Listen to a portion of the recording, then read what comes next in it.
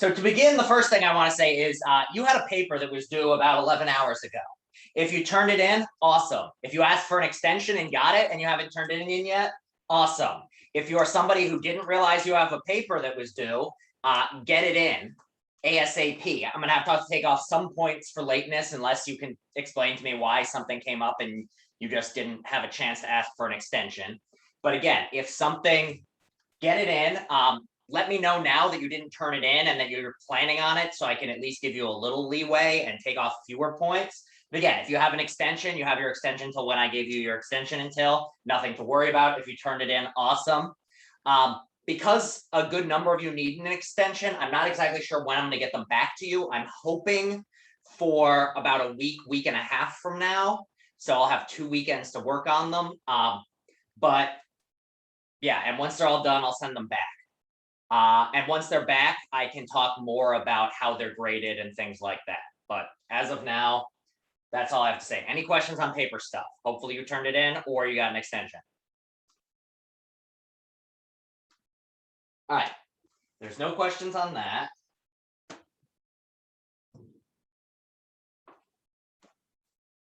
Let us then turn to our topic of today. So you didn't have a weekly discussion board today because I wanted you focusing on your papers.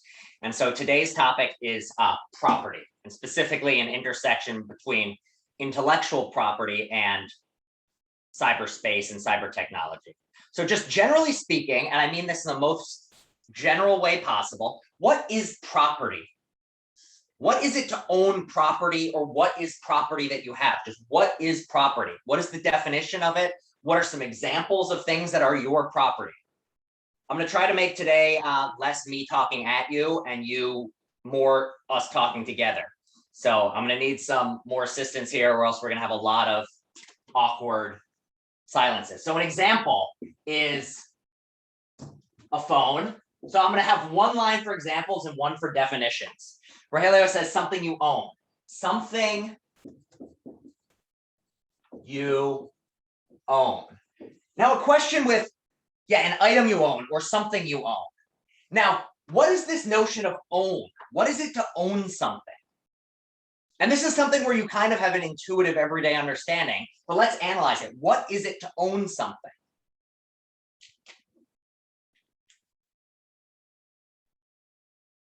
Think about the things you own. When you say you own them, what does that mean exactly?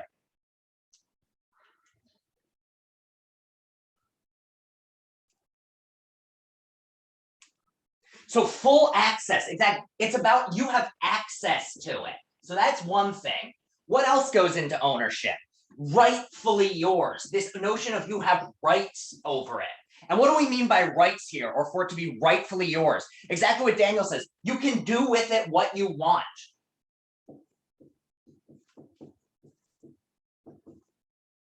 So let's talk about that notion a little more. Do with it what you want. Your phone, you own it, it's yours. What are you allowed to do with your phone? Can you use it to make phone calls without having to ask anyone?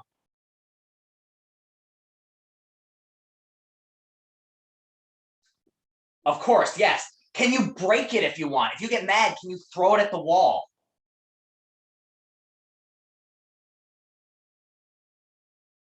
Yeah, you can. It might not be a smart idea because phones are expensive, but you're allowed to break it. Are you allowed to give it to someone and let them use it?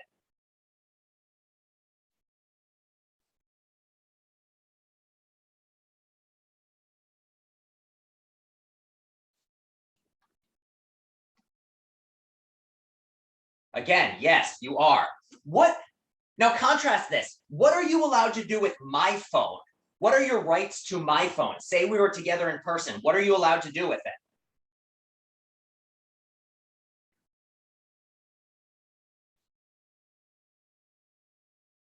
Nothing. I mean, basically, yeah, you're allowed to borrow it, but you need my permission to do it. You're not allowed to break it. You can use a call only if you ask me, hey, can I use your phone?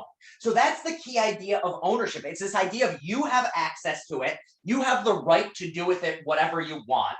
You have the ability to, you're allowed to sell it again. You're allowed to trade it in. All of that stuff, because you own it, that's what it means. So other than phones, what else are some things that you own?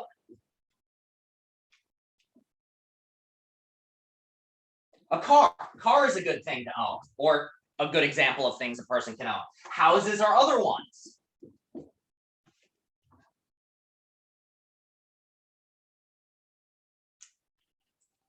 Any other things?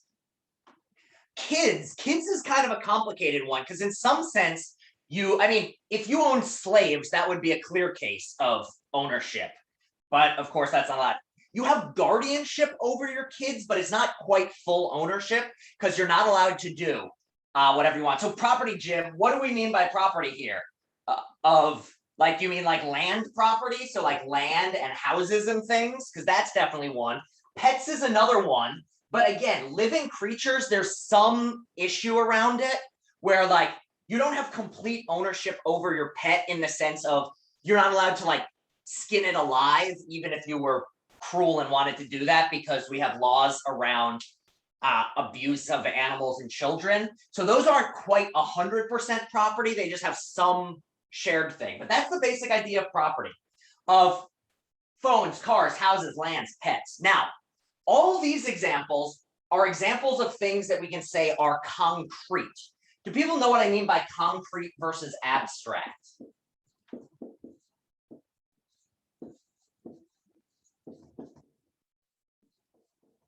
Have people heard this difference, concrete versus abstract? All right, so the way to think of this is, think about all these objects, except, yeah, even land, cars, phones, houses, all those sorts of things. What can you do with them? Like, what are things that all of these have in common? I'll give you a clue. It has to do with your hands. So you can modify them. That's one thing. But even more than modifying them, just even more basic than that, to modify something, what else do you need to, what do you have to do first? Or what is part of modifying it? And I mean this in the most basic sense. Give you a clue, I'm doing it to the marker right now. I can hold it, and more importantly, just simply, I can touch it. So all of these things together are things that you can touch. And an object counts as a concrete object if it's something you can touch, you can physically put to use. So a concrete object is something that is physical. And physical in the most general sense of it takes up space, you can touch it, things like that. Well, if this is concrete, can anyone take a guess of what something abstract is? It's the opposite of concrete.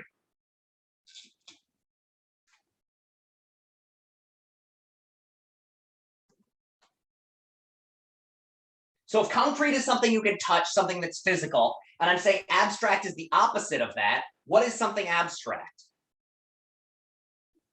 So maybe you could see it, but you can't touch it, but it's actually even a little more general than that, Jim. It's even less that you can even see it. So it's not just that it doesn't take up physical space and you can't touch it, but even more generally, you can't even see it. So what sorts of things are things you can't see, you can't touch? So Bitcoins or feelings or air, these are things, and air is a little touchy because you can in some sense see air if it's full of the right sorts of things. But Bitcoin, feelings, concepts, these are abstract things. They're things that just exist in the mind or in thought. So these are things that in some sense are real, but you can't physically touch them. You can just think them. So abstract things are things that you can think, things that you can imagine, things that you can, in some sense, think of, but can never see or feel or touch. They don't take up space. They exist in an abstract thing, which is basically the realm of thought, whatever that means. So we've got feelings, Bitcoins, concepts. What are some other things that would be abstract?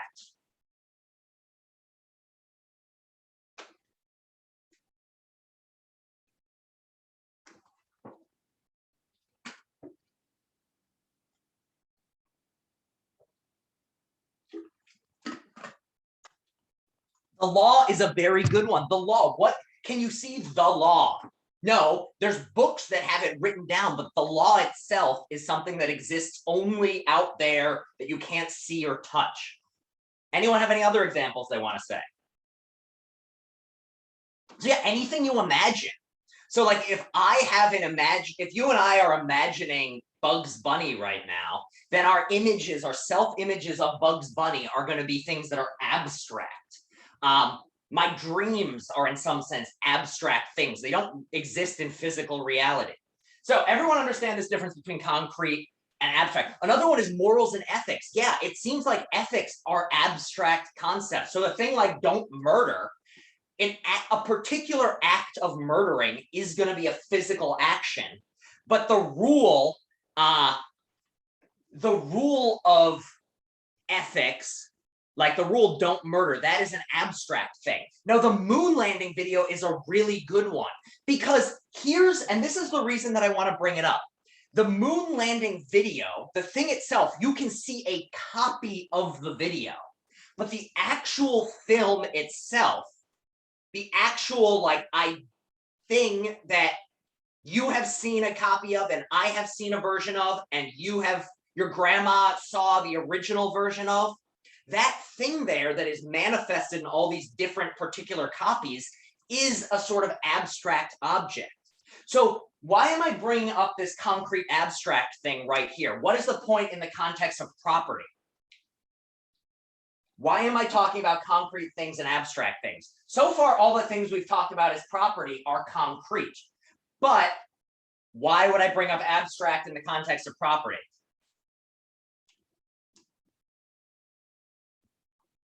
So things you own digitally, or more generally, it seems like you can own certain abstract objects. And so one thing you can own are the things you own digitally, but in some sense, those are at least somehow a physical thing because they live on a particular computer hard drive. But the things that those are copies of seem to exist in another realm. So for instance, what's your favorite, or give me the song you've listened to the most this year? Just so we have a particular example to talk about. Give me a song that you can't get out of your head and you've been listening to a lot.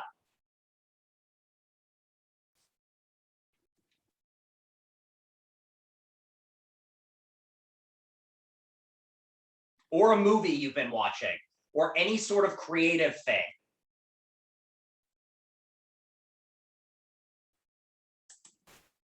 Staying Alive by the Bee Gees. That's what we'll go with. All right. The song, everyone know this song? I'm not going to sing because I'm a terrible singer. Staying Alive by the Bee Gees. Here's the question. This thing is a song.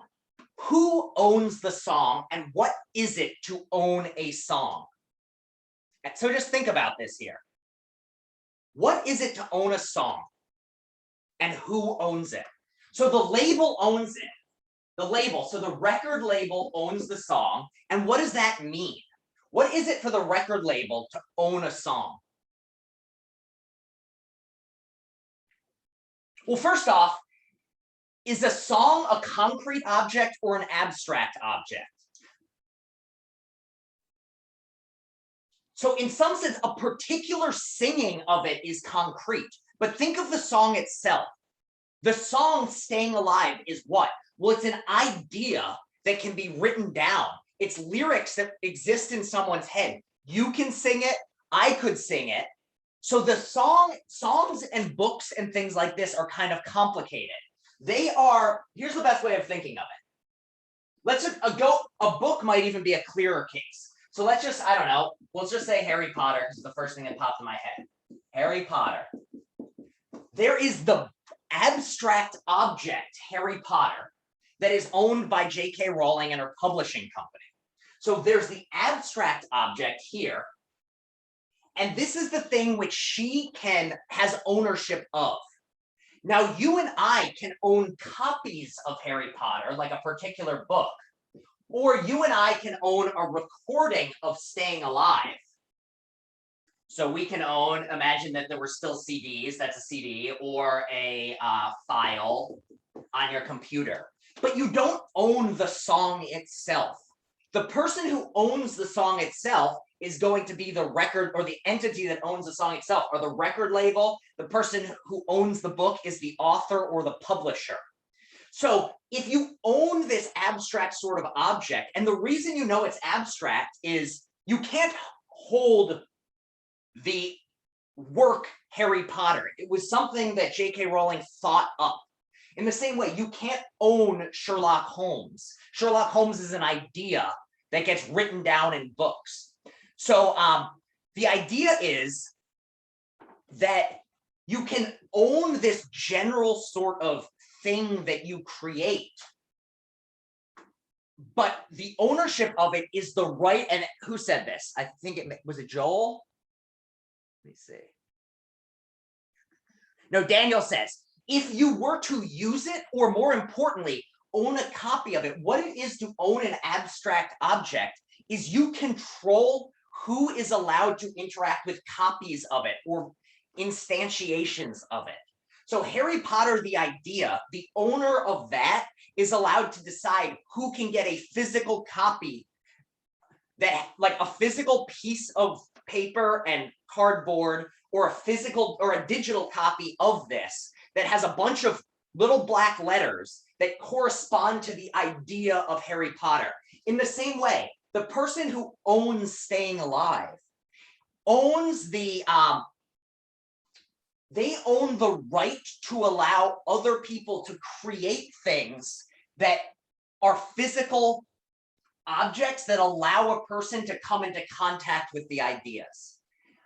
And so what Daniel says is, would books and songs be called intellectual property? Exactly. That's where we're going here, is intellectual property is this type of property that is ideas that are owned.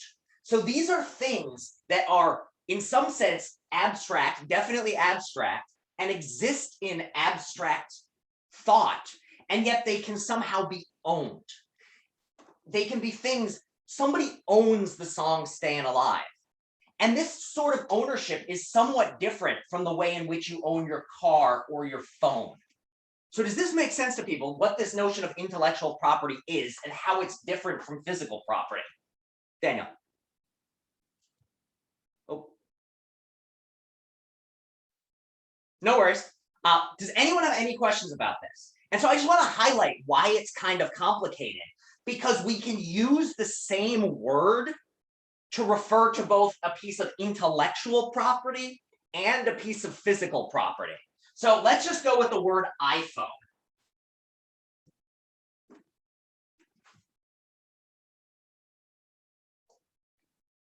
And this is the nature of the English language, and most languages can make this very complicated to talk about. So this word iPhone can be used to talk both about a piece of physical property, which is going to be concrete,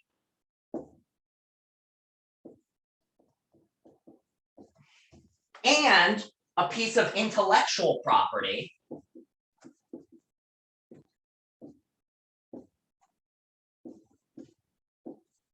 which is abstract. So when you use the word iPhone to talk about a concrete physical piece of physical property, what are you talking about? Give me an example of, or describe, if you were to say, use the word iPhone to talk about a piece of concrete property, what are you talking about? So the hardware, but specifically which hardware, Joel? Because the hardware is itself something that can refer to either intellectual or physical property.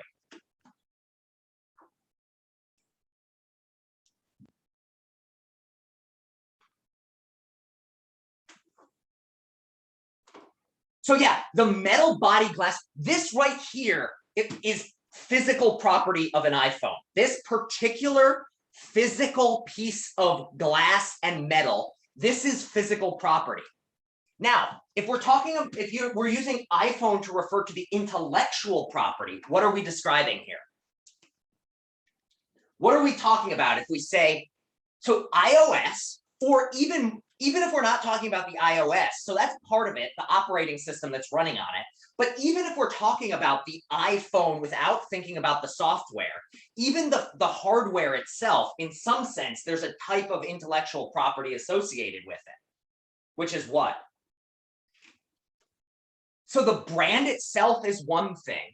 But it's not like Apple just shakes their little symbol and iPhones pop out. What do they have in the background? What is it that Apple owns by owning the iPhone?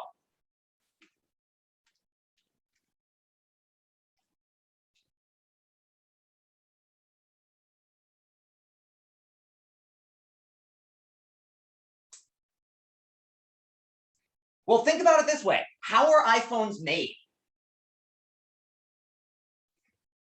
So yeah, their processor is part of it, but the key idea here is it's not any particular physical chip. It's rather the idea or the blueprint or the design of the iPhone and the chip.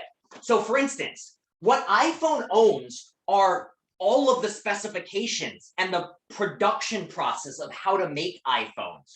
You are not allowed, if you were to go into the iPhone like factories and steal their production products or like their entire mechanism and start producing iPhones and selling them, that would be against the law. So what Apple owns, the intellectual property, is the design of the iPhone. That idea there doesn't really exist anywhere. The design or the blueprint or the specifications of an iPhone, those are just ideas. Those ideas can then be used in a production process to make physical things, iPhones, which anyone can own. So when you're saying iPhone, you can either be using it to talk about a particular concrete thing you own, or the ideas that Apple owns that are used to produce the physical pieces of property that you own. Does that make sense to everyone? I just want to make sure everyone's on board with this.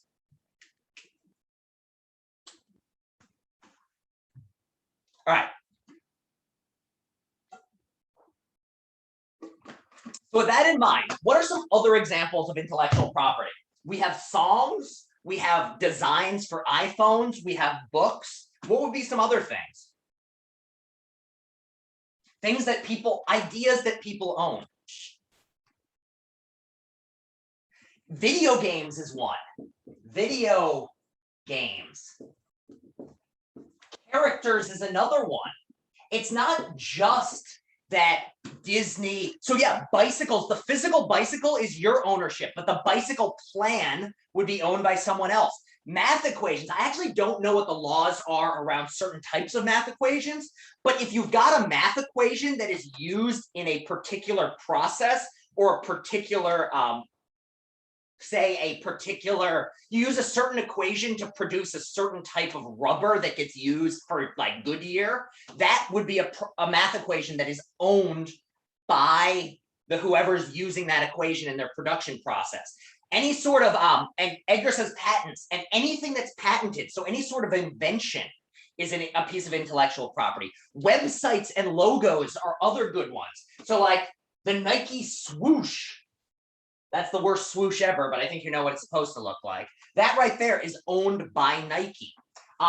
So characters and video games, whichever company produces the video game, in some sense, owns the idea of the video game. So you might own a copy of it, but they own the story and they own the production process of it, and they own the software upon which the idea or the structure of the software upon which your particular version runs.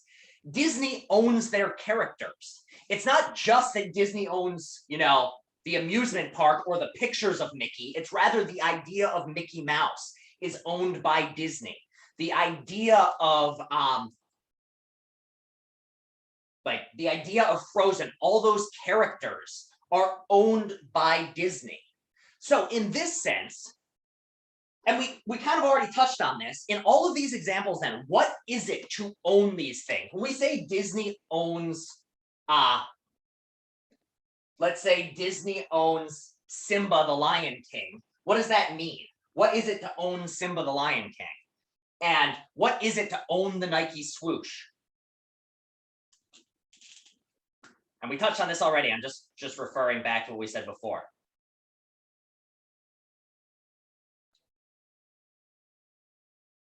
I think it was you, Daniel, who said this. When we say Nike owns the swoosh, what do we mean? Or what is it, practically speaking, that Nike is allowed to do with the swoosh? So they own the brand, but what power does that give them? What does it mean for Nike to own the swoosh? What are they allowed to do with the swoosh? And what are you not allowed to do with the swoosh because of their ownership? So yeah, exactly. You are not allowed to, if you were to try to sell a product. So basically, if you want to try to sell, say you decide to make, say your name's Mike, and you decide to make shoes called Mikeys, and you decide to make your symbol this, what's going to happen to you?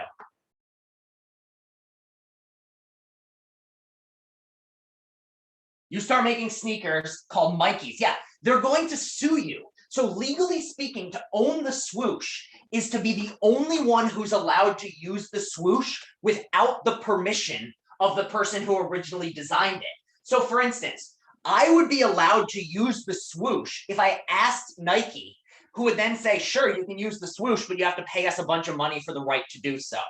Or whenever a politician has a rally, or no, better example, commercials. Whenever you hear a song in a commercial, why are you able to hear that song in the commercial? So say you were watching a commercial and Staying Alive was in the commercial.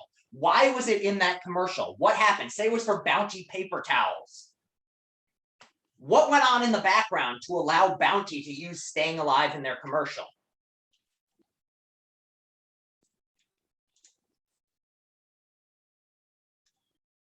Yeah, basically, the whoever is doing the advertisement paid the record label money. In the same way, if you want to advertise something with an image of Harry Potter, you have to pay J.K. Rowling and the producing or the printing company, what's the word I'm looking for?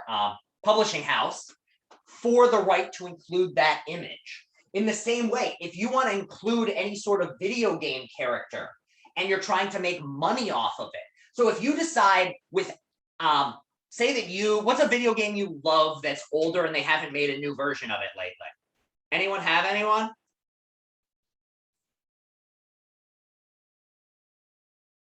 And then I'm going to respond to your point, Joel, because that's a really good thing to bring up.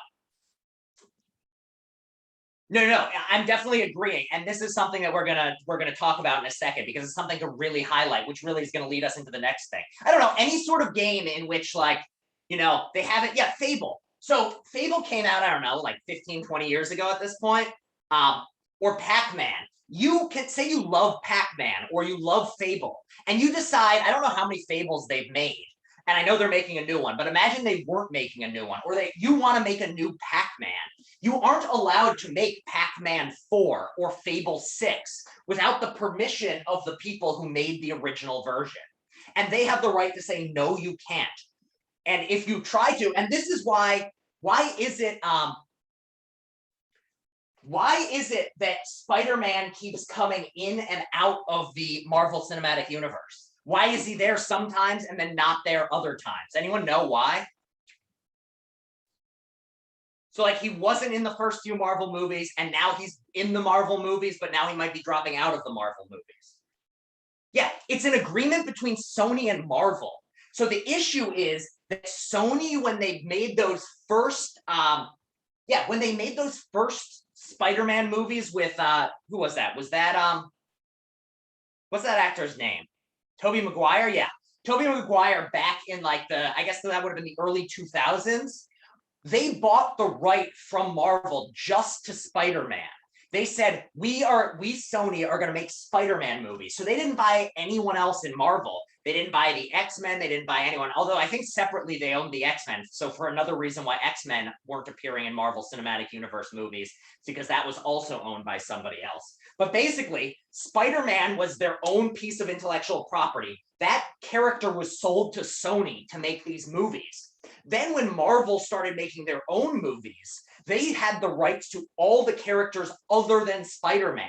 So now Sony, having bought Spider-Man, they own him, the rights to him, and he was not allowed to appear in anything but Sony movies unless Marvel paid them a whole ton of money to get him back. So that's why, if you're wondering, like, why wasn't Spider-Man in the earlier ones and then he showed up? Well, it's because basically Sony was refusing to give away the character except for a lot of money, and there was a big lawsuit of did they ever give away exclusionary rights where Sony is the only one allowed to make Spider-Man movies? Or is Marvel allowed to continue making some Spider-Man movies? So does all of that make sense? All right, now, why is it that we're talking about this in this class? And there's two main reasons, and one of them goes back to something related that, who was that? Was that Joel said. So one thing Joel's point, just so you don't have to scroll up, he was saying that even though it's illegal to do these sorts of things, people still do it. They will make Mikeys, or you'll occasionally see like I've seen really, really cheap boom boxes that had the following written on it in the exact same font. So like these things do exist. However, if you get caught producing them, you will get sued, you will get in trouble. So really, I'm not, and I agree with Joel, I'm not saying it's good or bad, because things like actual Nike sneakers cost a fortune and their prices have been driven up. And there's a reason why there are things like fake Coach bags and fake Louis Vuitton and all of this. And the reason why being that the originals are so valuable that people want replicas of them. And the legality of it, like it is 100% illegal to produce a fake Coach bag, and yet people do it. However, just because something's illegal doesn't mean it doesn't happen. And yeah, and people hoard the real, because there's so much value in the real ones, they're so in demand. If you have a lot of money and you buy them all up at regular value and then you resell, then you can end up making a ton of money off of it. And yeah, down in Canal Street, you can buy all sorts of stuff like this. But yeah, all of these things are, like, there are fake ones, but why then are we talking about it in this class? And this notion of fake ones or copies ties in with why we're talking about it in this class. Why discuss intellectual property in a cyber ethics class? There's two real reasons behind this. So yeah, one thing is that piracy, or the production of illegal copies of pieces of intellectual property, have changed majorly. So piracy is something that has always existed. And piracy, not just in the sense of like, but in the sense of producing versions of things that were illegal copies. So like across all of history, there were or like ever since the printing press was invented, back in like the 1400s, people have been making illegal copies of books and selling them, where the publishing house was not making the money. So the person who owned it, somebody would get a copy of the book and then produce cheap, illegal copies of it and sell them. So that's always existed, but it has changed in terms of degree within the past 25 years. And why is it that piracy has fundamentally shifted in the past 25 years? This is pretty common sense, and it might be so common sense it's kind of obvious. Yeah, the internet, and also just how much of the major difference is our internet and something we talked about in the privacy space, storage capacity.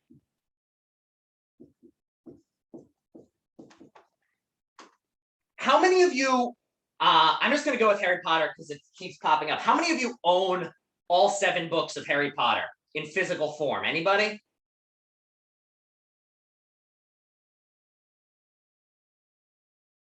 Or any other long book series? Does anyone have? So you did at one point. How much of your shelves did it take up, Joel? Yeah, a lot. It takes up like this much room on your shelf. How much room do 7 ebooks take up?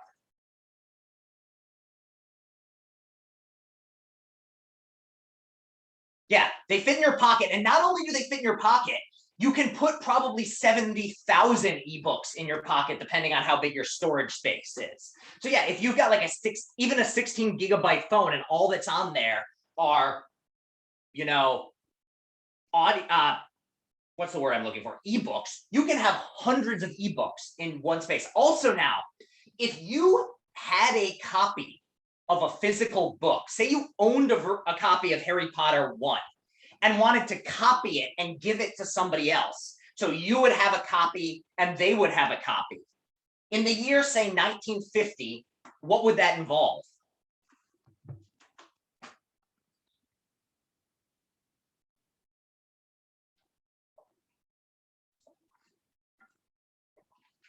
So black market would be one, but how would the black market even be able to get a copy of this? So you just own a copy and you want to sell one on the black market. What would you have to do? You have a physical copy of the book and you want to make another copy. It's the year either let's say 1970. What would you have to do? You'd have to have black market contacts, but physically speaking, how would you have to copy this book in the year 1970? You'd have to get a printing press, or the other option is you'd have to write it all out by hand. Nowadays, if you have an ebook copy of Harry Potter and you want to copy to your friend, what do?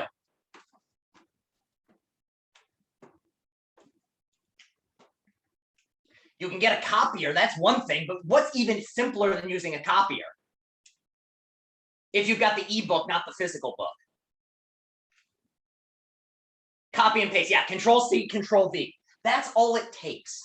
And not only that, you can send it to them immediately. You don't even have to get together. You can do screenshots as well.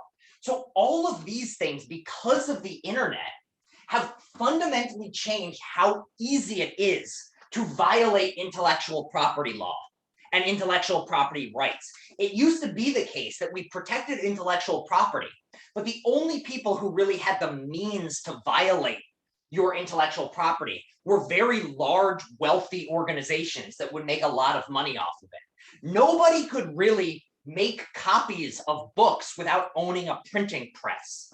Nowadays, you can own a copy of a book and from that copy create new copies in a way that never could have existed before. And not only that, you can post them on the internet and share them on the internet in ways that have never happened before. So does all of that make sense to everyone?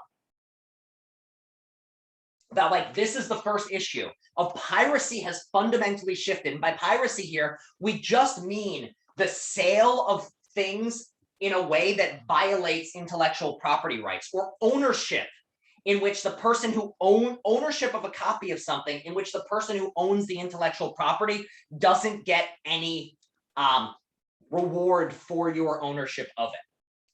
So all of that makes sense.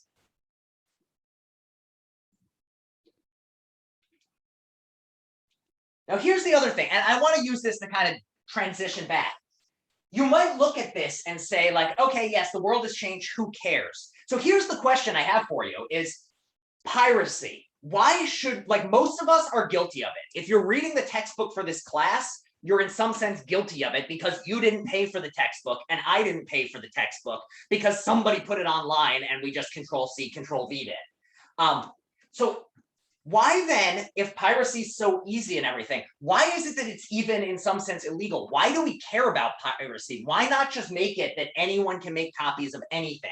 Another way of putting this is, why have intellectual property in the first place? Because to answer the question of like, how has the modern world changed the nature of piracy and should we care about it? We first have to ask, why is it that piracy is in some sense a crime in the first place? Why is it that we have intellectual property? What's the point of it?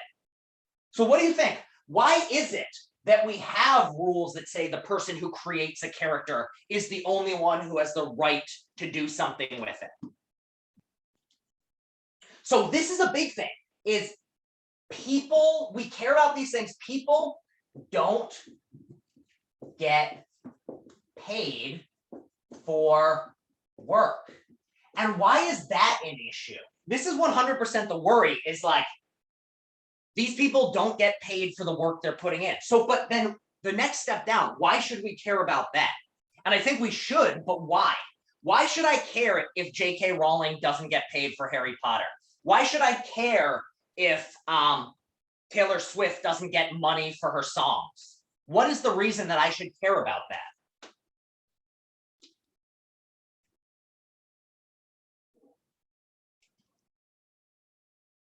And I think there's two reasons that are worth highlighting, but I want to make sure somebody gives them to me because I don't want to give them to you. So one issue is, yeah, if people don't get rewarded they won't make stuff.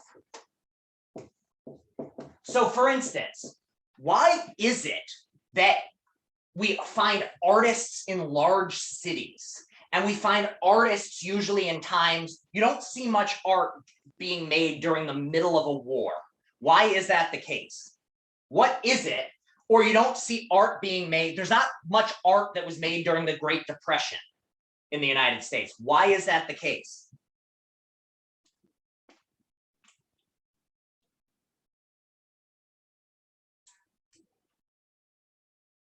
Yeah, people basically, you can only make creative stuff when you have the means to do it. And if you can't get paid for it, you're going to stop doing it because you need to put food on the table. Another way of putting this is if people aren't able to make money off of the things they produce, their songs, their books, we will have less creative things made.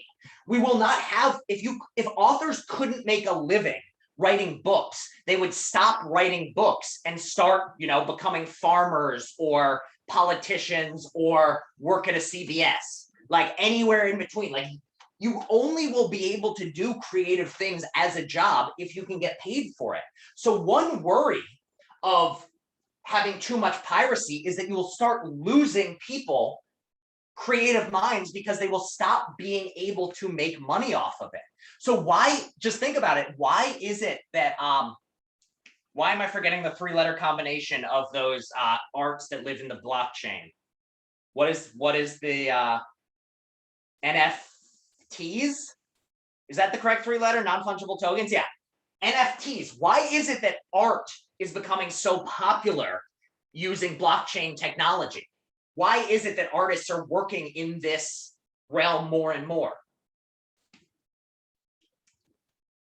Yeah, because they're made in such a way that you cannot copy them by their very nature. So you don't have to worry about your art being taken. You build something that you are guaranteed to get paid for because nobody else can get a copy of it. So the one worry with piracy is that if we don't clamp down on piracy to some degree, and if we didn't have intellectual property, we'd stop having people making art. You'd no longer have people coming up with new inventions. You'd no longer have people who put in the time and effort to create new things, because if they can't make a living off of it, they're not going to try to make the new thing. And then here's the other thing.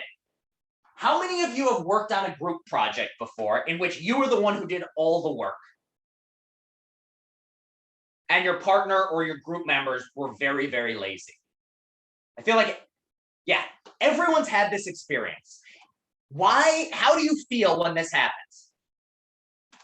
When you're the one who does all the work and they don't do anything, it feels unfair. And what is your emotion on it? You feel cheated. It's unfair. You did the effort, and yet somebody else is getting the credit. Someone else is getting the reward. So here's the other reason that I think intellectual property is important, is it's unfair for other people to get if you put in all the effort to create something, you should be the one who gets rewarded for it. Somebody else shouldn't then be able to make copies easily and you don't get anything. So it's not just that you're not going to get paid and not deserve a living. It somehow feels unfair for when there's piracy going on in these sorts of cases. If somebody creates something and they never see a cent for it, and instead other people are getting paid or nobody makes any money off of it, it's somehow deeply unfair. So that's why we care about intellectual property. And this with piracy is why it's becoming more and more of an issue. Because the fact is, it used to be very, very difficult to engage in piracy on large scales. Nowadays, your cat can literally engage in digital privacy. Your cat, by accident, stepping on your keyboard, could make an illegal copy of something and send it to somebody else. Your cat is capable of making new versions of Harry Potter by sitting on the right part of the keyboard.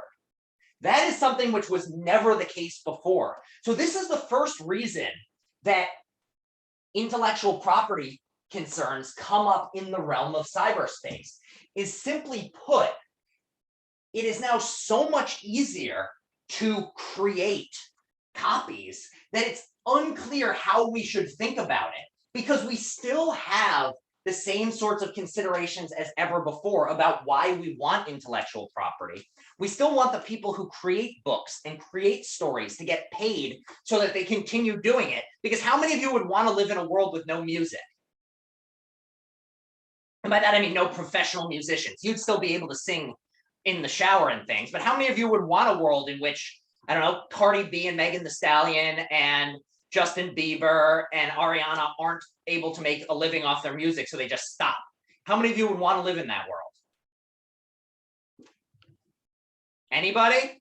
Yeah, most people would not want to live in that world. How many of you would want to live in a world with, because no one could make money out of this?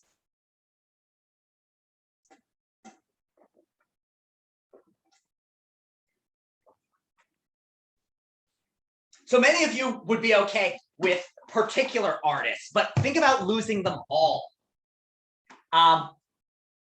Would you be okay with no books, no video games, no movies, no music, no art, no TV shows, no, because all of these are types of intellectual property. No sports teams, because those are a piece of intellectual property in a certain sense. They're an organization, but like the idea of the Mets or the idea of the Yankees. So we're used to living with those things, but even like think though, how much of your life, you also wouldn't have an iPhone because Apple would never be able to create the concept of an iPhone without it getting stolen, so they'd never bother. So all inventions would go out the window. You start to see just how important intellectual property is, and we want to keep it around. Yeah, it becomes very dystopian, very, but well, 1,000 years ago, people didn't have these things, but 1,000 years ago, people also lived to the average age of like 40, and child mortality rates were 50%, and mothers died in childbirth at about a rate of 25%, and people died of the plague in their thousands because, again, the vaccine is something which is itself an intellectual property right. Like the physical thing you get in your arm for a disease or penicillin or something like that, you have a physical version, but like the formula to the Pfizer vaccine is owned by Pfizer. The formula to the Moderna vaccine is owned by the pharmaceutical company Moderna. And part of the reason they're willing to put in that time to build it, it's not just out of the goodness of their hearts, they also make money off of vaccines. And there's a major issue about whether they make too much money and how much they charge being unfair. But part of what is built into our system are these things. So yes, people lived for many years, but in some sense, intellectual property is so built up into our modern world. And much of our modern development as a society, from living in the Middle Ages, in which your average living age was like 42 and half of the people didn't make it to age 10, versus now, a lot of it is built on intellectual property. And if it wasn't for the fact that people could get paid for the things they created, a lot of the things we have today would never have come about. But on the flip side, like while we see all of these things being so crucial and important,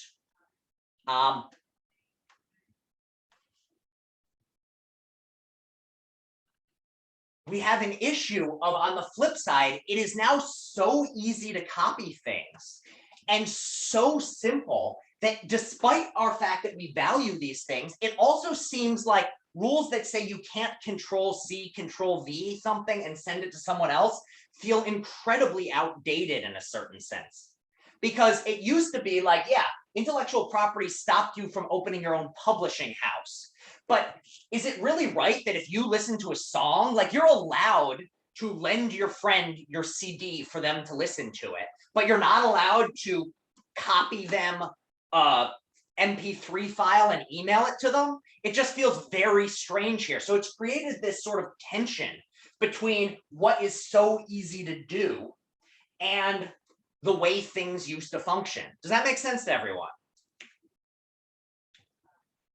And I'm sure you've run into these problems in your everyday life of just like, it somehow seems like when you hear the story about somebody who downloads one song, like, or one, like, You learn about somebody who downloads a copy of like the entire season of Game of Thrones to watch on their computer and they get a $10,000 fine. It just feels very like, really? That's what's going to happen here? All they did was hit Control-C, Control-V on somebody else's file. Is that really that terrible? So there's this disconnect here thanks to the modern technology that didn't exist before. So here's like, let's open for a second. Is it wrong to make a copy of your friend, say, legally bought a digital copy of something? They went on to Amazon and bought the digital copy of a movie, and then you decide, they create a copy of it and give it to you. Is that wrong? And should it be wrong? So how many of you think it is wrong?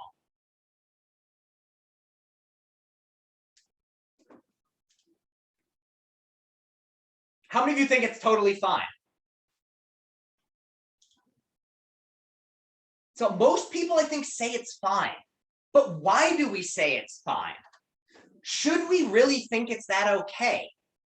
Because if you think about it, like one time you copying this movie isn't going to hurt anyone. But if everyone's doing it, and let's be honest, we all are, isn't it going to lead to less people being able to create like independent movies and things like this? Or is it just that we have to accept this fact, and really what we need to do is just recognize that we now live in a digital age where you can put stuff on YouTube, and therefore like people just need to change with the times and stop complaining?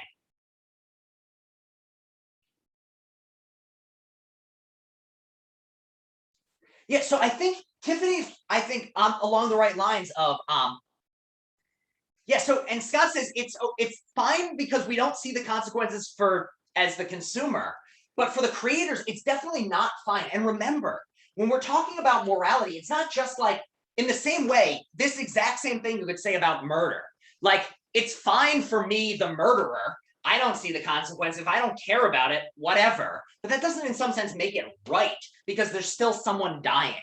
In the same way, should we say that piracy, because in some senses it hurts certain creators, because it hurts the creators, therefore, even if I, the consumer, are fine, is it really that we're just put on blinders and think, you're far away music creator, you're far away digital creative person, so I'm going to ignore the fact that I'm stealing your things from you, but, you know, too bad for you, and you're just ignoring the fact and you're being a bad person without realizing it. And I think, while yes, the gut feeling is like, I can lend my DVD to someone, and it's the same thing.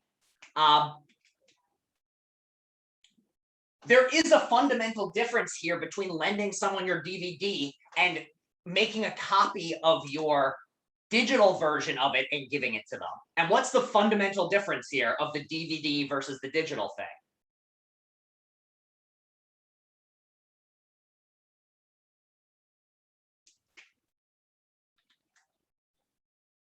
Why is it a difference? And why is it that creators care about digital piracy, but they didn't care about lending?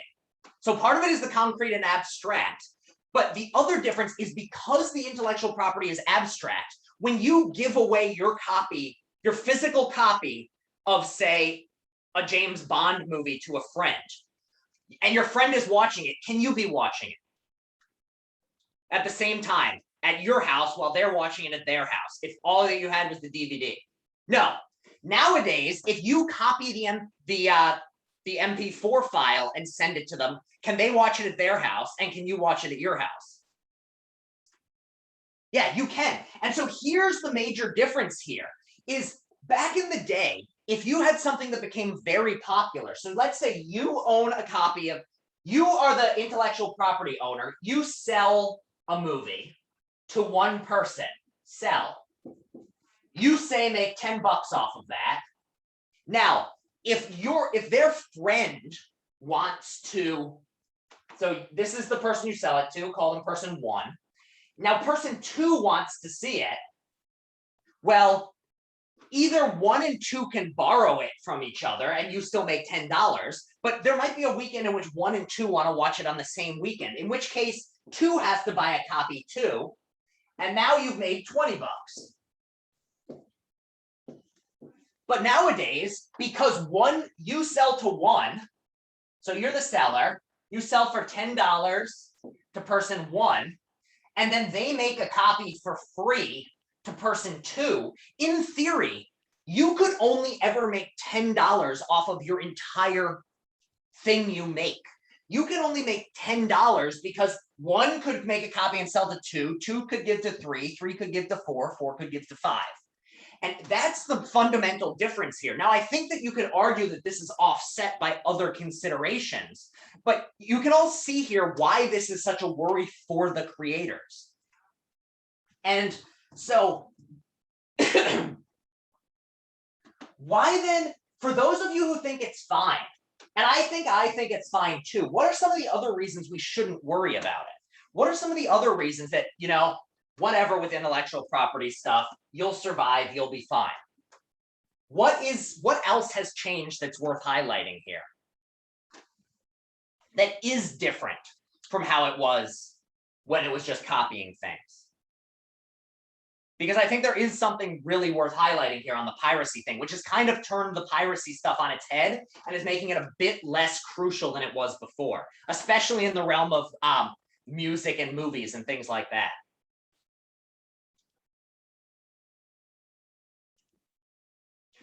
Well, most of the things that you watch these days are on what? Like, by amount of time you spend watching videos, where do you do most of your video watching? YouTube.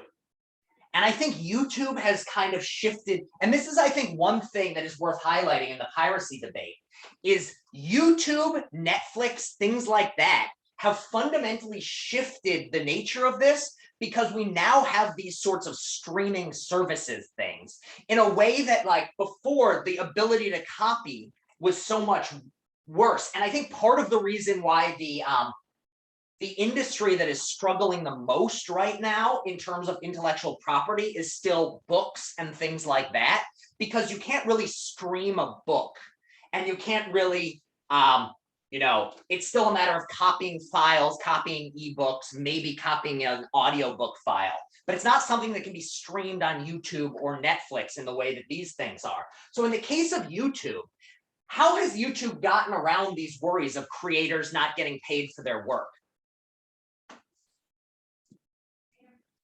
Why is it that if you're a YouTube star, you don't have to really worry that you're going to not get paid for your work? What has changed, and what allows you to get paid even though there's this change in copying and pasting of files? Well, how do YouTubers make their money? Ads, yeah. This is a fundamental difference that's worth highlighting, which I think changes the nature of the piracy debate somewhat. So generally speaking, I think, like, streaming or like downloading copies of movies and things, yeah, so sponsors and ads are the big thing. So the way that YouTubers, Twitch stars, everyone like that makes their money is basically people pay them money in order to run their advertisements during their stream or on their video, or a company will sponsor them to, like, put their logo in the top right corner of the screen when they make their video. So you can see, why does that allow them to get around intellectual property? Well, now because those things are built into the presentation themselves, you don't have to worry if somebody's watching your, you don't have to worry if somebody is sharing with their friend, hey, check out this YouTube video. You don't have to worry that they're not actively paying you to watch this thing, because instead the advertisers are paying you.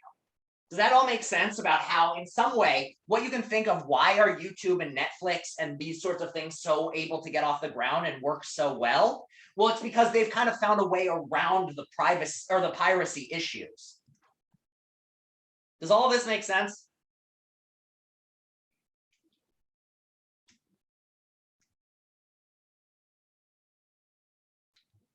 I just want to make sure everyone's on board. Are there any questions at this point about how the nature of the internet and modern technology has really changed intellectual property concerns around piracy? And I think that you have to, and I don't think there's a clear answer of, is digital piracy wrong or right? Because I think the nature of the changing world is such that the nature of quote unquote theft and the nature of intellectual property piracy with Control-C, Control-V are just so fundamentally different. But I do want to highlight that if you are downloading things illegally without getting, you download a copy, it is in some sense having an impact on whatever artist created that thing to some degree. And so you should ask yourself, is this right? Is this okay? And I don't know whether there's a right answer on this one because it's constantly changing. But at the very least, you should pause and ask yourself and be aware of the difference between lending your friend a DVD and sending them a copy of something. All right.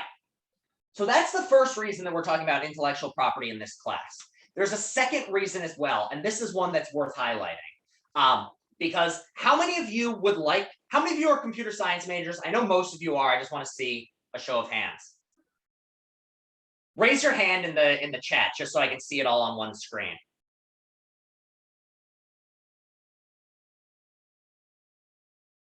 Yes, how many of you are computer science majors? Go, go, go. Also testing how many of you are awake right now or paying attention to me. Awesome. All right, so most of you are. Now, what do you as a computer programmer ultimately want to get or computer science major ultimately want to get a job doing? It can describe, you want to do a job coding. You want to make money coding, be it coding or be it cybersecurity stuff, either coding or trying to get into people's code or anything like this, or get into a system that is created. You want to design products, apps, Google, Apple. These are all the sorts of things you want to do. Now, why am I bringing this up in the context of intellectual property? Why am I bringing up coding in the context of intellectual property? Anyone have any ideas?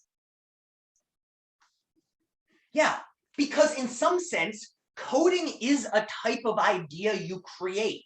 And if you work for a company that's creating a new app, you want that, or your company, say you create a new app, you want to get paid for that app.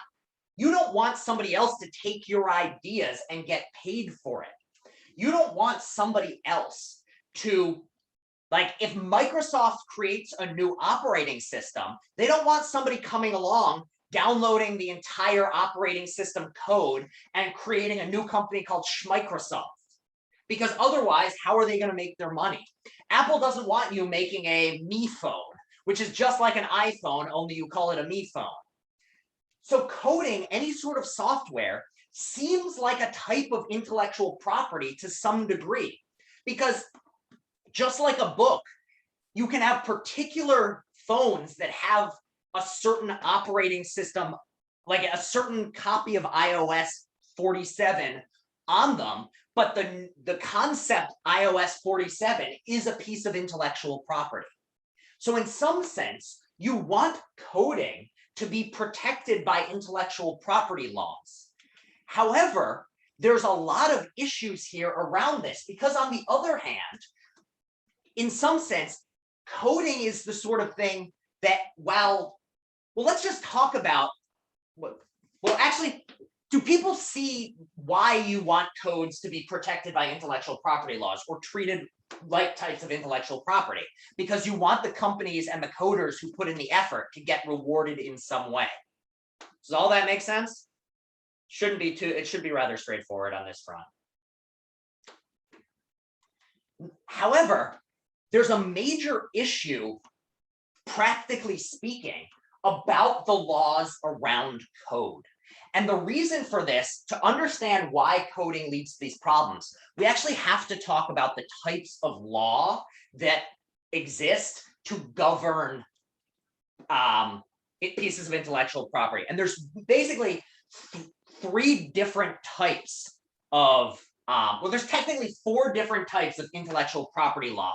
And it's just worth knowing what these are and knowing how they apply and understanding the sophistication of them to some degree, simply to go around in the modern world. These are good things to know. And then once we know what these things are, we can talk about why it's hard to govern coding in the realm of intellectual property. All right, so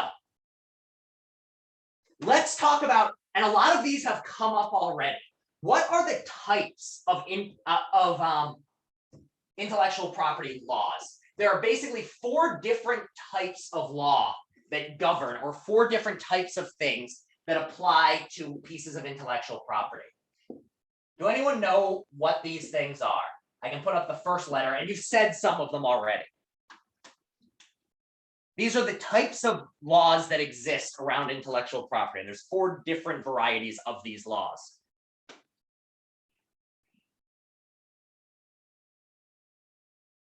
So when you open a book, yeah, copyright is one of them.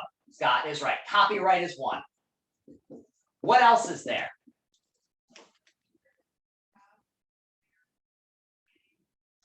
So what is the Nike swoosh or the McDonald's M? I can never draw it.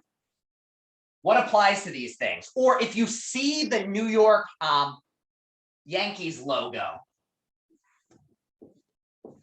what are all these things? Trademarks. Yeah, trademark is the, actually no, let's put trademark second. Trademark. Does anyone know what the last 2 are? What is the Coca-Cola recipe? Patents is 3. And does anyone know what the Coca-Cola recipe gets called? It's called a trade secret. It's a secret that governs how you work in that trade. So yes, trade secret. So basically, let's just talk about these. A trade secret is basically a secret formula that is owned by a company that nobody else is allowed to get access to. So these are things that are stored behind the scenes that they have exclusive rights over and no one else even ever sees.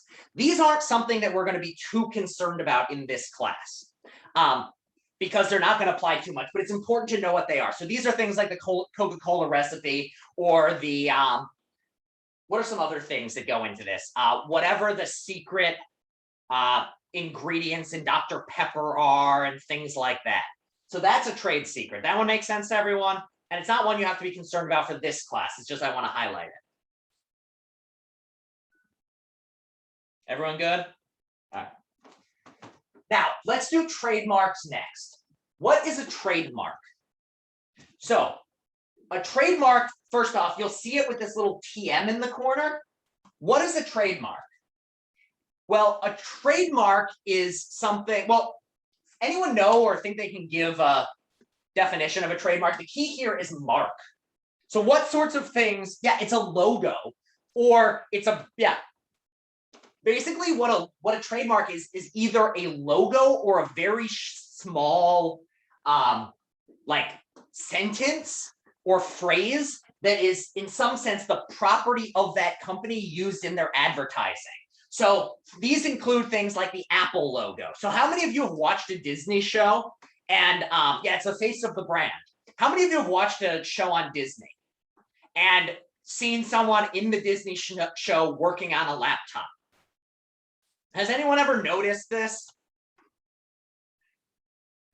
What is the laptop usually looks just like a Mac, but what's on the front of the laptop? Is it an apple?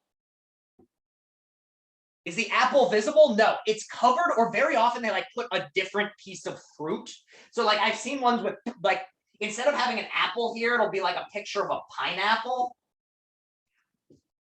So why do they do this? Well, because the Apple logo is trademarked, which means no one is allowed to use this for advertising purposes.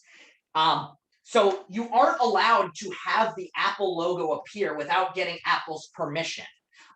This is also why you will sometimes hear, if you see people on like a reality show that refuse to use the name of something. So for instance, if instead of talking about McDonald's, they say a certain fast food brand, that's because the name McDonald's is trademarked and they'd have to pay McDonald's to show a show in which it's referenced. So other things include things like the Nike Just Do It. So the phrase just do it is trademarked by Nike. So you're allowed to say it in your everyday life. But if you try to sell something with the phrase just do it in it, that is trademarked. Does anyone have any other, or even like little song jingles, or like the McDonald's like ba da ba ba ba, that would be trademarked. So does that make sense to everyone? What trademarks are? They're very short phrases, they're little images, they're pretty straightforward. And every once in a while, you hear like a really stupid story about someone who tries to trademark something and they get rejected. So did anyone follow what LeBron James tried to get trademarked last year? Any basketball fans? I don't know if he tried to get his hairline trademarked, but he did try to get the phrase Taco Tuesday trademarked so that anytime someone used the phrase Taco Tuesday, they had to pay LeBron, and the judge just said, no, LeBron, you don't get to own Taco Tuesday. So those are what we're talking about with trademarks. All right. So these are the sorts of ones. These are the two we're really going to be interested in this class: copyrights and patents. So what is a copyright? And then what is a patent? So where do you find copyrights generally? What sorts of things get copyrighted? Just give me some examples. So books are very often copyrighted. Books are one. What else? Characters are copyrighted. Yep. Songs get copyrighted. So we've got book, song, movies, characters. So these are the things that get copyrighted. Now, what gets patented? Does anyone know what gets a patent on it? Inventions are the big one. And the other one, so it's not so much ideas. That's general, Justin. Ideas covers, because in some sense, a book is also an idea. So I'm going to put code up here, Daniel, because code is what we're going to ultimately get back to. And what we're going to find is code is really messy because it somehow falls between copywriting and patenting, and the law still hasn't figured out what the hell to do with it. And sometimes they decide code is copyrighted. Sometimes they decide it should be patented. So another big one are prototypes. So like the blueprints. So it's the inventions, the prototypes / blueprints. Actually, I'm not sure if it's the blueprints because some of those are copyrighted, but it's inventions, and then production processes are the other big ones. So for instance, it's not just that Toyota has the patent of the Corolla model. They also have patents for various parts of their production process. So like the particular type of, say, metal working that gets done in their factories, that particular, or the particular process by which the components get combined together to create a tire, those are patented as well.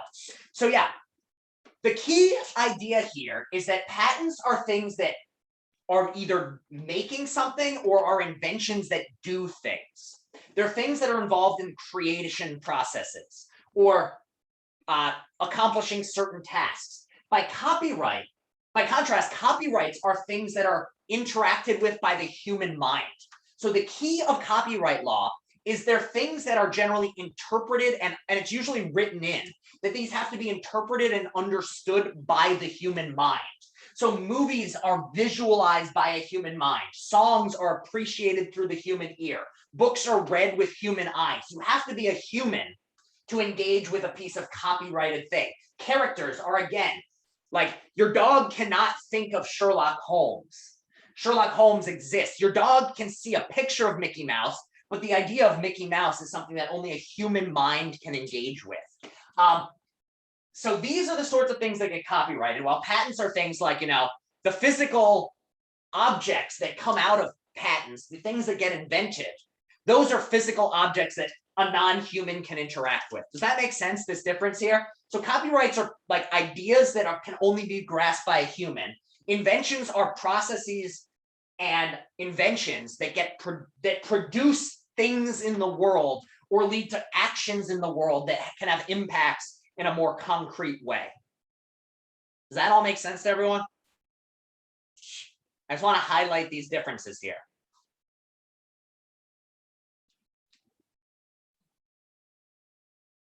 We all good? Make it some? Yeah, okay, good. All right, now there are two things I want to highlight around these laws, because there are certain rules that govern what you're allowed to get a patent on, and rules over how far copyrights can extend. So if you have a copyright on something, you have a limitation to what you're allowed to do. Like there are certain things where even if you have a copyright, you can't stop people from doing it.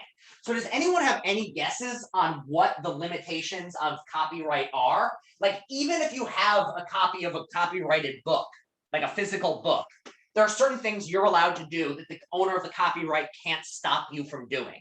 Can anyone think of what these are?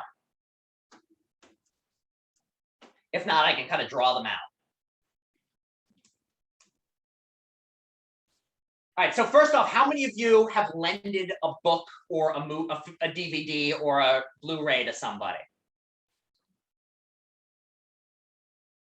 Was that illegal to lend that to a friend? No, it's not illegal.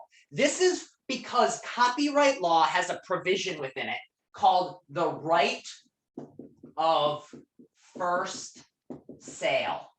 And basically what that means is that whoever owns the copyright has the control of selling it the first time.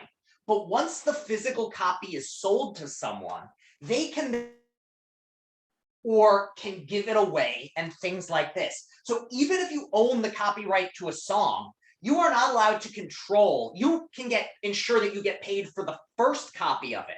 But once you've sold it to someone, you don't control what they get to do with it. So for instance, once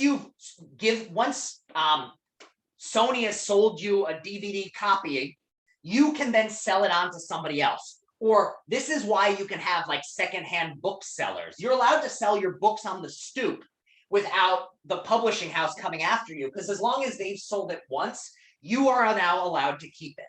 And you are allowed to do with it what you want. Now, so that's the first thing called the right of first sale.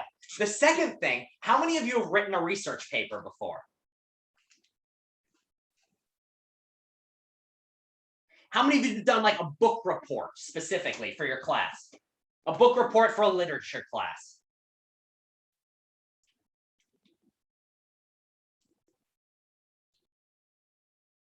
Nobody's ever had to do a book report, or some of you have never had to do book reports? Interesting. Generally when you're younger, or any sort of research paper. Now, when you're doing a research paper on a book report and you're supposed to analyze something, very often what do you include? I'll give you a clue. It involves these little things.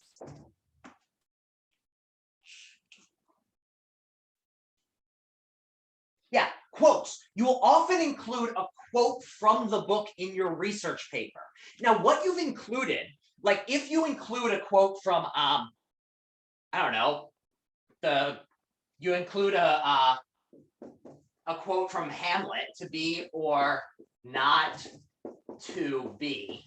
Actually, this one's really old, so it might not apply here. But say you're doing say you're a critic who has a website, and you start a website in which you review all the Marvel movies. And in this review, you include a short description of what happened in the movie. Or even better, if you're reviewing new books, you include a quote from that book on your website. So say you review comic books on your website and you include an image from that comic book, just a single image, to talk about the excellence of the drawing or the quality of the coloration or something like that. Is that illegal as long as you're using just one image and a small one, or you're including a small quote in your review article? Is that illegal?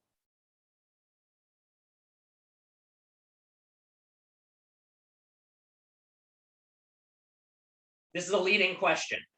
I'm trying to draw out a certain answer. Well, how many of you have read a review of a book that included a quote from it? Or a review of a musical, a review of a new album that included lyrics from the album quoted as a good example of the lyric? So, if this was illegal, do you think you'd see reviewers doing this? Would reviewers put their career on the line if this was illegal? No, they would not. Tiffany is correct.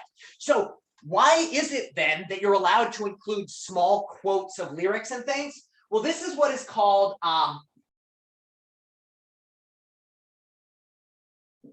provision of fair use. Basically, for the purposes of satire, or for the purposes, and do people know what I mean by satire? It's like doing a version of something that's designed to make fun of it. So like, for instance, whenever you see like Saturday Night Live is famous for doing satires of things. Like whenever they have like a silly version of some pop culture thing, that is a satire. Scary Movie's a good one. They're always satiring other scary movies. That's a really good one, Dan, or Daniel. So all of these are examples of what is called of satire, and South Park's another good one. Why is South Park allowed to make fun of everything? Well, as long as what you're doing for the purposes of satire or for the purposes of science or review or something like that, you're allowed to use small portions of something in order to illustrate a more general point. And that's what's called the provision of fair use. And the reason this exists is that we want people to be able to review other things, and we want to have art that pokes fun at other art and draws more grand claims from it. So built into copyright law is this right of first sale and this provision of fair use. And this copyright law has included this for hundreds of years. So does all of that make sense of these two differences and why you would have it? All right. The second thing then I want to highlight is patents. Now there are 3 rules that have to apply in order for you to get a patent for something. Basically, if you want an invention or procedure to get patented, what you're trying to get patented must be novel, it must be useful, and it must be non-obvious. So what do I mean by this? What is something that's novel? What is the definition of something novel? And I don't mean in the book sense. It's got to be new. Exactly. So for instance, you cannot get a patent on the wheel. The wheel has been around for a very, very, very long time. You cannot now go and try to get a patent on the wheel. Does that make sense? No one's going to give it to you. It's not new. Instead, you can only get patents on new pieces of technology, things like that. It has to be useful. So for instance, I cannot get a patent on my new perfectly designed unicorn saddle. It has a built-in bridle that goes over the unicorn's head. Why can I not get a patent for a unicorn saddle and a unicorn bridle? Well, unicorns don't exist, so we have no use for this thing. You can't get your unicorn bridle patented. You can't get an app patented that does nothing. If your app literally just opens and nothing happens, you can't get a patent for it. Finally, it has to be non-obvious. What does this mean? Can anyone think of something that is obvious and you couldn't get patented?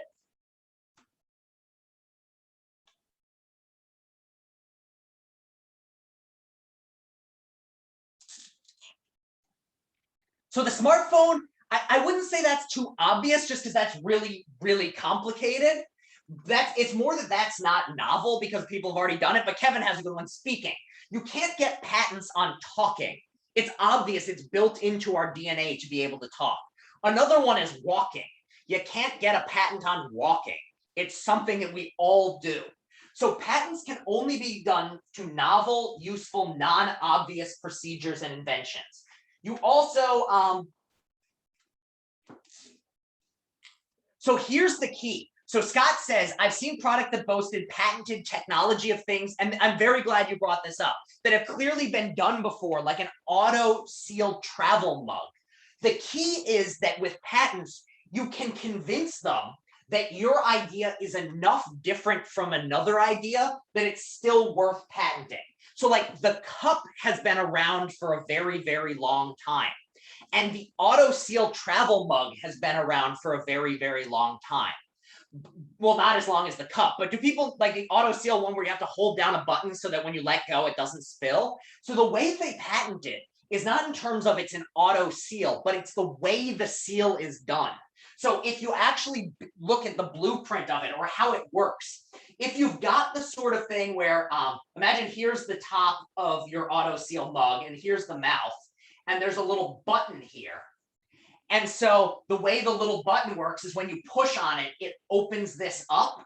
That would count as one version of it. But if you had another version of the auto seal mug that instead of pushing the button, it was built with like a gravity bit where when you tilt the mug forward, something raises, that would count as enough different to be novel, even though they both serve the same general purpose of closing in some sense automatically when you travel. The fact that they do it in slightly different ways is enough to get a patent on it. Or another one would be something like stretchy jeans or something like that, is the amount or the precise material you use in making denim stretchy. You can get, if you use say 10% spandex and somebody else uses 10% something else, even though in some sense they're doing the same thing, they still count as novel because they do it in slightly different ways. And this is why patent law is a very complicated thing, because how different from something else do you have to be to count as novel is very, very difficult to decide upon.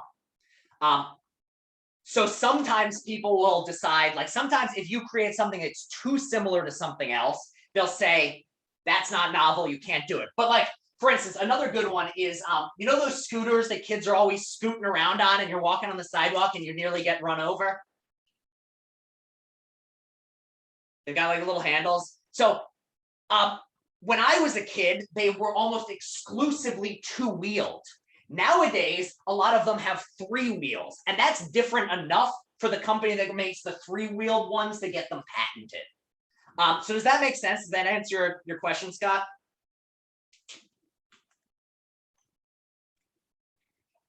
Okay, so those are the things we have here. And again, it's really like obscure, and I'm not a patent lawyer, and this is why patent lawyers actually make a crap ton of money, because making these decisions is very hard and involves a lot of understanding of very obscure things that the average person would never know. All right, so with this in mind of copyrights, books, things that are processes that do stuff versus things interpreted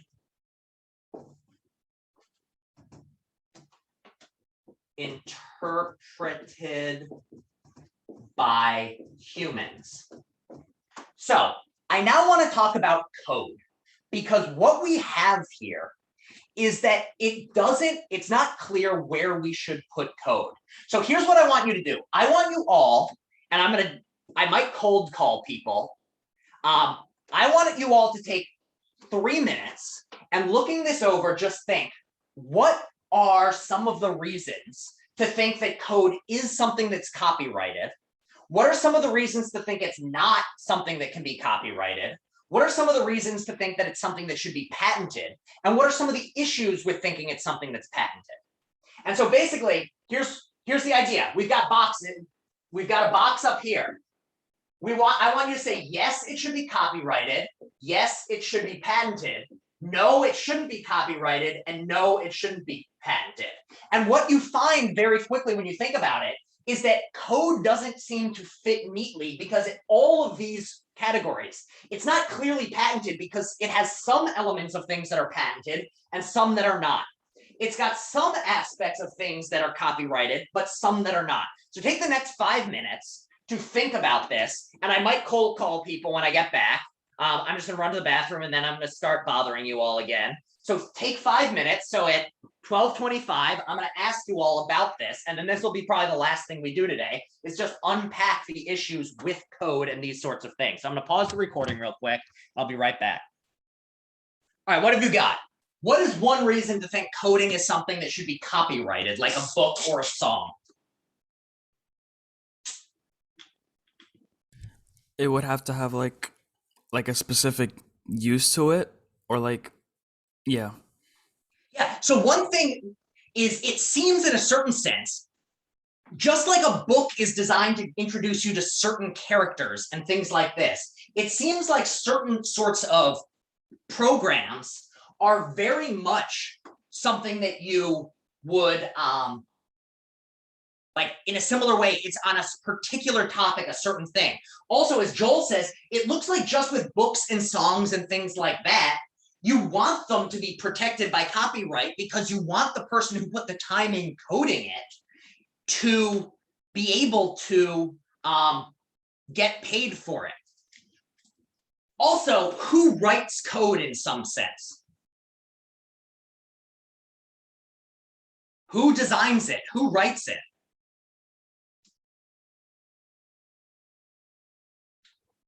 So groups of people and programmers do it in the same way that you have an author who writes a book or a songwriter who writes a song. You've got programmers and developers who do it. But then what are some of the issues with thinking it should be copyrighted? What are some of the issues with copywriting and applying it to code? Shad just brought one up. Shad says that if it's not copyright, oh no, Shad says if something isn't copyrighted, anyone can use the code and get benefited. So yeah, that's another way in which it's like copyright. Sorry, Shad, I misread it. But what is a difference between copyright or between things that get copyrighted and code? What are some of the fundamental differences here? Because there are some important differences. So exactly, Daniel says apps are sometimes built on top of other code. So for instance, there was a famous court case, I'm not going to bore you with the name, but somebody tried to get copyrighted the algorithm that would turn something from base 10 to base 2. What was the issue with this? Why was this rejected as something that couldn't be copyrighted? What would be the issue if somebody got that copyrighted? Base 10 to base 2. Like, Sammy? yeah, I'm not sure if this is correct, but sometimes this is just one way to do a thing.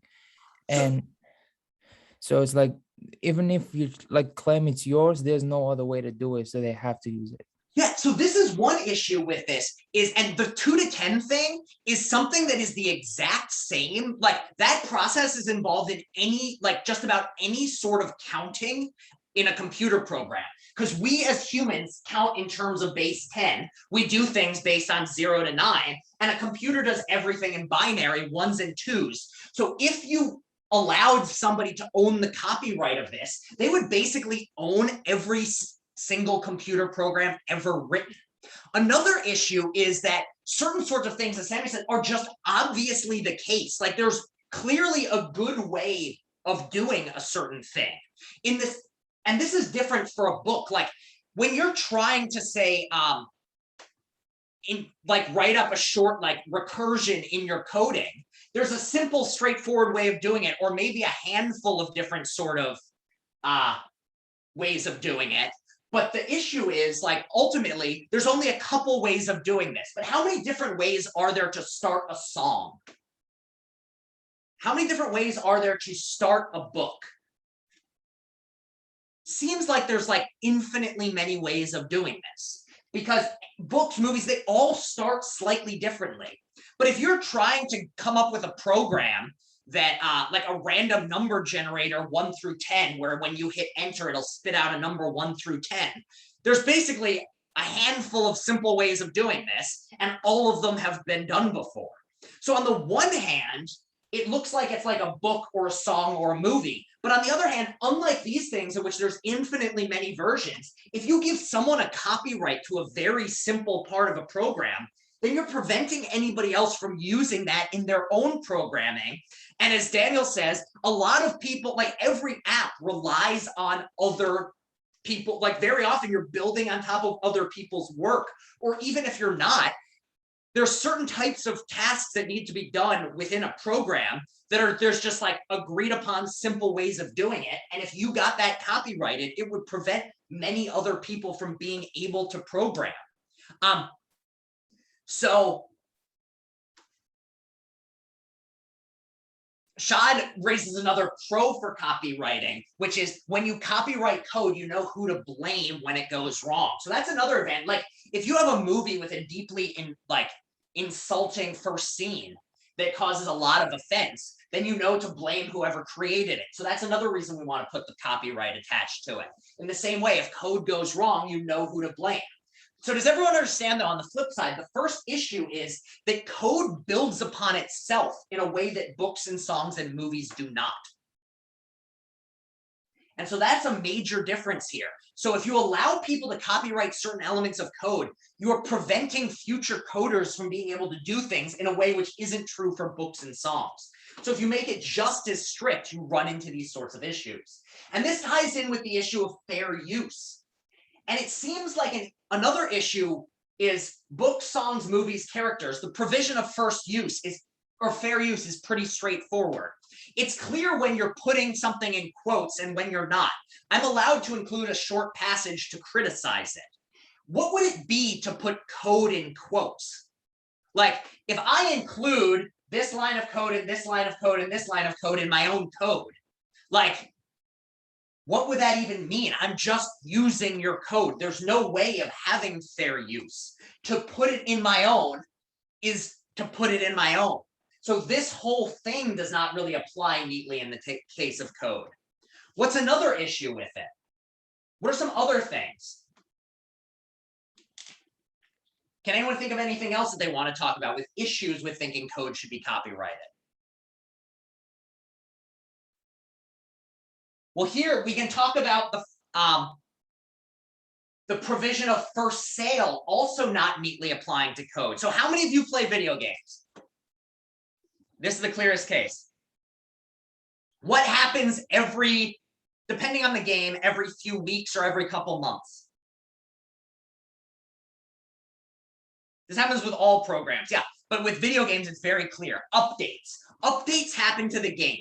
This is a case in which, so in a certain sense, how many of you have ever been reading a book, a physical book, and all of a sudden you opened it one day and all the words on a certain page were different on your physical book copy? How many of you have had this magical thing happen? It's impossible. It can't happen. How many of you have logged onto a game and had it be the case that suddenly something looked a little different or there was a new character or anything like that? It happens for any game. It happens with any app. I mean, we have it happen on our phones all the time. So here's another major difference between things that are coded and things that are physical. When I get a digital coded copy of something, in some sense, when I sell it, I still partly own it because I update it, I upgrade it. So in a certain way, because computer programs and things like that are patched and updated all the time, there really is no right of first sale with a computer game. It's always, you are in some sense always borrowing that piece of technology, recognizing that at any point it could be updated, and you aren't allowed to then sell it on to somebody else because the company still has the right to change it at any given time. So this is another way in which things that are copyrighted traditionally are things that once you buy a copy of it, you have control and can do with it what you want. You can go in, if you want to rip all the pages out of your copy of, I don't know, whatever book you're reading, that's allowed. I'm not allowed to go into the iOS operating system and fiddle around with it, because in some sense, Apple still owns it because they're updating it at any given time. So does everyone see that contrast here? This is a way in which copyright law doesn't give you the rights when it gets applied to code, that it gives you, the purchaser, the right to do outside of code. And you might wonder, well, if code can't allow for first sale, can we even say it's copyrighted? So does that make sense to everybody?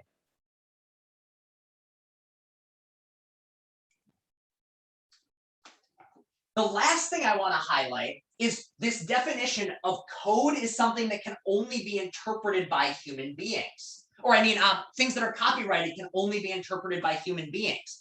But here's the issue with code. Think about code, and it's not just one layer. How many layers are there in coding? Generally speaking, there's what? What have we got here? There's the whatever you yourself are producing. But then there's also what? Those of you who are those of you who are more techie, describe what actually the relationship is. So you type up something in, say, C++ or Python or something like that. Does your computer, does the processor speak Python?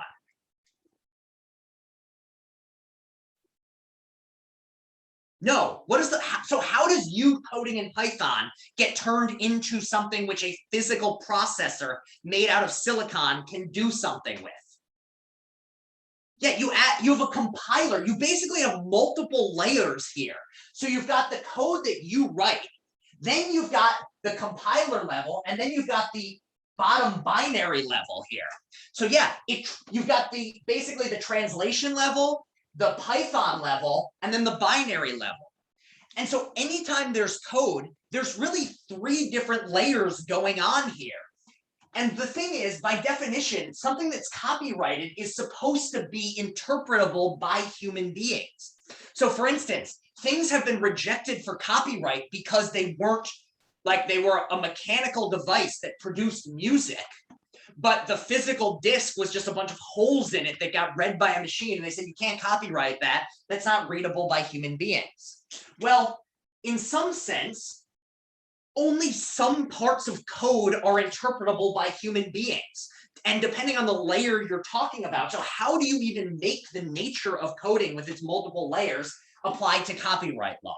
So what we've got here is this thing where on the one hand, we want to say it should be copyrighted, but on the other hand, it doesn't line up with our existing copyright law. So does that make sense to everyone? And there's really it's just this giant vacuum and nobody knows what the hell we're supposed to do with code. So the second thing though, you might say then, all right, let's not do copyright, let's do patents. What are some of the benefits to saying that, or what are some of the reasons to think that computer code is something that should be patented as opposed to copyrighted? Well, when you think of, well, give me your answers rather than me talking over you. Yeah, so very often they are novel, and very often though, it's not just that they're novel and useful and non-obvious, they often do things, they're often processes, they often are in some sense inventions. So think on a certain level, you can think of a line of code as like a description, but at a certain level, it is also just a process that is happening in a processor. Like on the basic level, what is a computer chip doing? Well, it's just releasing electrical charges in certain points at different times. So in some sense, what code is just a way of describing a process that happens in a computer chip. Does that make sense to everyone? Just the nature of code is as a way of describing a process in much the same way that a blueprint is a way of describing a process that goes on with an invention. Does that make sense?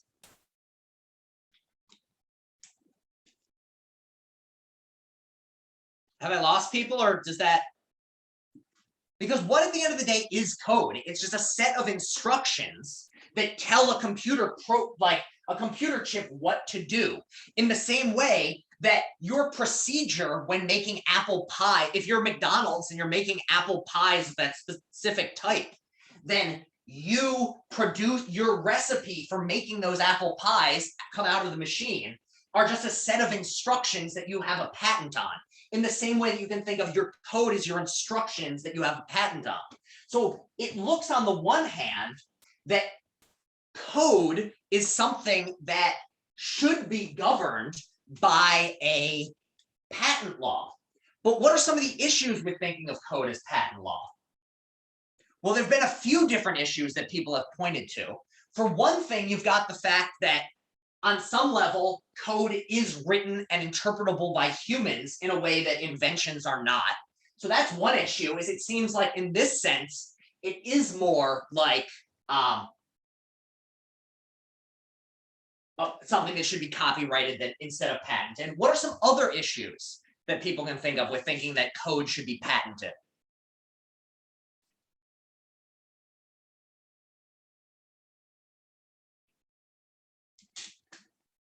Is all code non-obvious?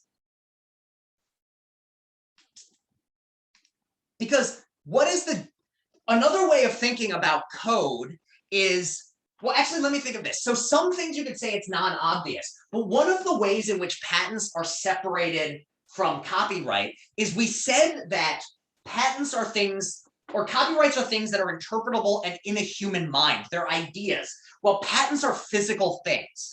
But in a certain sense, think about what a computer program is. In theory, could you write a computer program in your head? Like, could you think through all the steps in your mind and not actually have to physically put it down somewhere? In theory. It wouldn't necessarily do anything, but would it be like you could think in C++ if you want? It would be completely impractical, but you could theoretically do it. It is an idea in a certain sense. It's not necessarily a process because you could think it through, and you can learn to program on a piece of paper with a pencil. That's how you can, and never touch a computer. You can become completely fluent in C++, in Python, without ever touching a computer. You can just do it like math problems. So in a certain sense, a math problem type of thing in which you are just thinking it through and it's not necessarily doing anything is an idea or something that exists in the mind and is not a process that is necessarily in the world. So on the other hand, even if there are things that you think of, like it's a set of instructions of what to do, on the other hand, a recipe book is something that gets copyrighted, not patented, because recipes are ideas about what you should do as opposed to the process of producing itself. So this is a little more like abstract of an idea. Does that make sense to people though? This idea of patents are supposed to apply to stuff that gets done, stuff that people do or make. And yet it looks like in some ways, computer code is more an idea because you could think it through in your head in theory or write it down without it ever having to do anything. It's just math. And again, it's impractical, and usually we do use code to do stuff, but from the purely legal standpoint, it looks like there are certain ways in which patents shouldn't apply to code. So where does that leave us? We've said it's not clearly something that should be copyrighted. It's not clearly something that should be patented. So where does that leave us around code?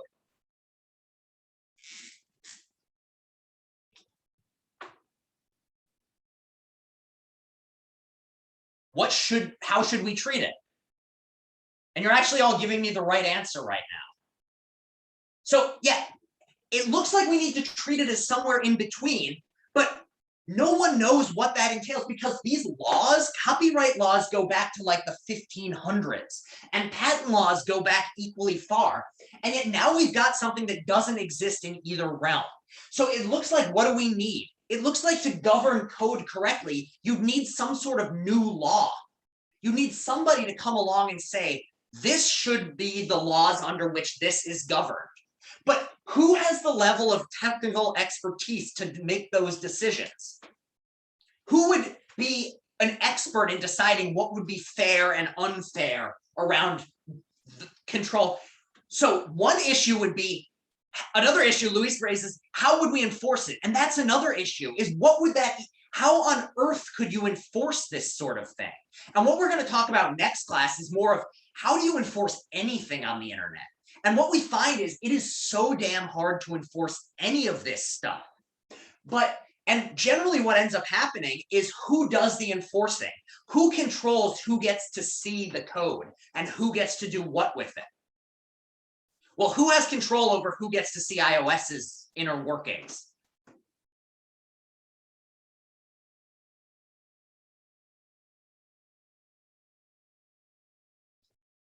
Another way of putting this, yeah, Apple is the one who has control over it. So instead of some governmental organization controlling it, we instead have Apple controlling it.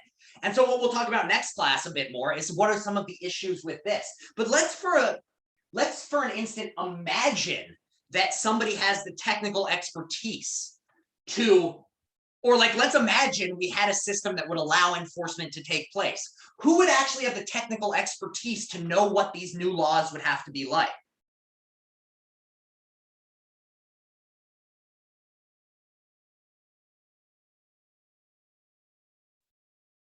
And I'm opening it, like, generally speaking, what sorts of people? The question is something like, all right, we know code isn't copyright and we know it's not patent. So let's ask, who would we trust to make the laws that govern how code should be treated. We need someone with a technical background. So where would we find these people? Where, if you were to go to try to find people to help you? You might go to Reddit. Where else might you go though? What sorts of, you certainly not go in the government. You'd probably go to places like Apple or Google. You sure as hell would not go to the people in the legislature, because look at the people. How many of you have watched the interviews between members of the House of Representatives and people from Facebook with all of these new concerns? It's such a mess. And what is part of the mess? Why is it always such a damn mess when these questions get asked?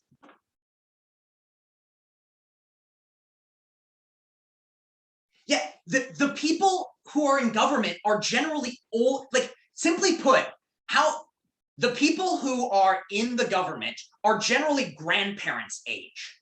And how many of you would trust your grandparents to make laws around coding? How many of you would trust your grandma to open an email? How many of you have had to talk to your parents on the phone explaining how to attach a file to adopt an email 57 times, and by this point you're about ready to blow your head off? Yeah, those are the people who have the power to make the new laws, and yet the only people who are uniquely unqualified to make the decisions about them. So what we've basically got, and why this is such a mess, is the people who are in positions to actually make the laws have no idea what to do. The people who have the expertise to maybe do this have no interest or need, because they are happy with the way things are, because they're just controlling how they do their own products. And what we're left with is this area in which no one knows what the hell to do. There's no clear decisions, and there's no clear oversight. And what we've ended up with is this world in which we end up with these old laws being applied, and people who are downloading a song getting a $10,000 fine, and people who are using code that was invented by people 40 years ago. You know, some basic programming tasks now have gotten copyrights on it, because they're able to afford extremely expensive lawyers who are able to get them what they need, so that you can't mess with the Apple operating system. And we just have basically a complete legal nightmare. So if there's one thing to take away from copyright and intellectual property, it's that it's a goddamn nightmare, and that you need to be aware as you get into this realm that it is the Wild West. And you shouldn't assume that there's clear laws around these things. And you need to, if you've got a certain area, you might have to read up on your own to understand what is going on here. So does that make sense? It's just like, we've got your grandparents making laws about something that there aren't laws in existence. And it's just a complete mess. So if there's one thing to take away, is it's a mess. What we're going to talk about next time is the second side of this, where even if the laws weren't a mess, even if we had a clear set of rules for how to behave on the internet, it seems almost impossible to enforce them. And what we end up with is basically what we'll be talking about next time, is why is it that internet behavior is so bad in comparison to in-person behavior? And why is it so much harder for people to behave well online? And how is it then that things do get regulated? And what are some of the issues that come up? So that's what we'll be discussing next time. This, I gave you some of the reading for that. I thought this was going to go faster today, but it didn't. So we're just going to stop here a little bit early, and we'll jump into the regulation stuff next class. Are there any more questions, comments, concerns, feelings, anything? All right. In that case, I'm going to stop the recording. Stick around for 1 second just so I can say one last thing, but it doesn't